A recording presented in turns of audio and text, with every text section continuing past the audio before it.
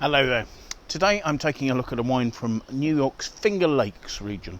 The wine is from Forge Cellars, and this is their Leidenfrost Vineyard's dry Riesling. It's from a place called Hector. It's the east side of Seneca Lake, and evidently this is a vineyard that's quite close to the winery. Forge Cellars was established in 2008. They made their first vintage in 2011. It's a joint venture between two Americans and a Frenchman.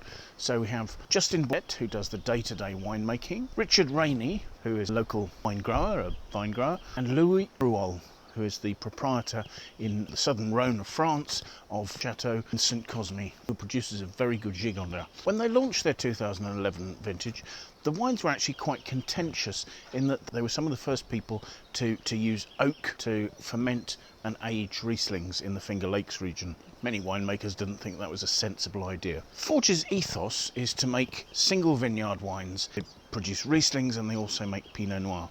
This, as I say, Leidenfrost Vineyard is owned by John Leidenfrost. The plantings here went on in the 1990s and with more in 2003. It's a vineyard at about 795 feet above sea level. It's west facing, it's sloping, it's on grey shale soils, so well drained soils, which tend to make Riesling really quite precise and quite fine and quite elegant. And that's your sort of typical soils I suppose you would see in classic regions of Germany such as the Moselle. The fruit was entirely hand-picked. This happened on the 13th of October in 2015. All the fruit was sorted on arrival at the winery to get rid of any damage or rotten fruit. Juice went into barrel for fermentation. Fermentations took place with ambient yeasts, and post-fermentation the wine stayed in barrel for up to 7 months.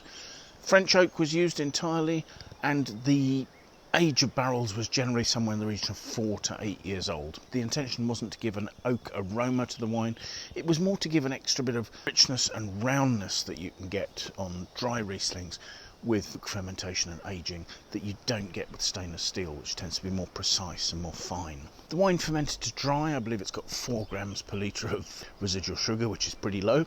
There certainly isn't going to be any obvious sweetness on the wine. And they aim to bottle the wine with low levels of SO2. As I say, single vineyard wine. They also make a Pinot Noir from this vineyard. So in fact there were only 50 cases of this made in 2015. So we should be looking at a wine that's relatively mature now, as is indicated from its colour, which is a medium to deep lemon yellow, almost heading towards a golden sort of colour. There's a slightly sort of golden edge to the colour there. There's a nice vibrancy to the colour. As I swirl it, it's not particularly viscous. The wine is labelled as having 13% alcohol. So let's see what we make of the aromas. The aromas are very typical of aged Riesling. There's a really quite intense limey note, but actually there's a richness and a roundness that's sort of becoming almost a sort of a lemon curd, lime curd sort of note. There's certainly something creamy in there. There's almost a touch of sort of dried peel. There's a waxy nature to the lime. As I smell more, there's more of a sort of furniture polish sort of aroma there. So this has gone more to the waxy rather than the petroleum sort of side of aged Riesling. Certainly there's a freshness, that liminess, perhaps a little bit of quinciness, keeps coming back there. Certainly the aromas are quite powerful and really quite appealing. So let's see what we make of the wine.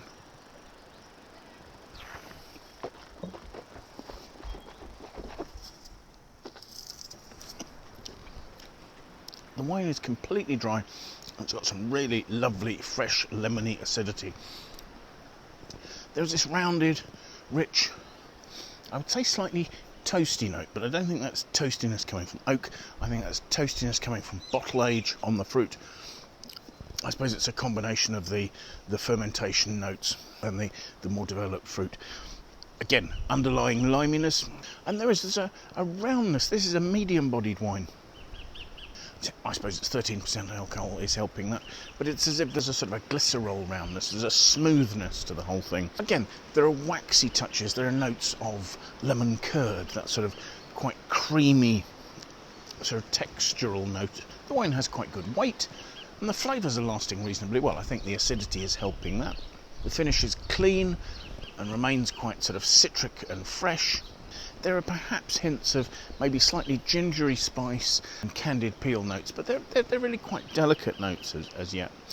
I think this is a wine at full maturity now. I think it's very enjoyable. It has more weight and roundness than you'd expect from a German Riesling. I'd say it was much more comparable to a developed Alsace or Austrian Riesling, something like that, with this sort of rich, starting to become slightly waxy nature. So yes, that was Forge's 2015 Leidenfrost Riesling. Thank you very much for watching. I hope you found tasting interesting. If you have enjoyed it, do please press the like button. Do think about sharing it with your friends. If you have any comments, we'd love to see those in the comments box below, either about the wine, about the tastings we're doing, or anything else that's related to it. Do please consider signing up and following us on YouTube. We'd love your support in that, and then hopefully we'll see you again in another tasting very soon. Thanks for joining us. Bye for now.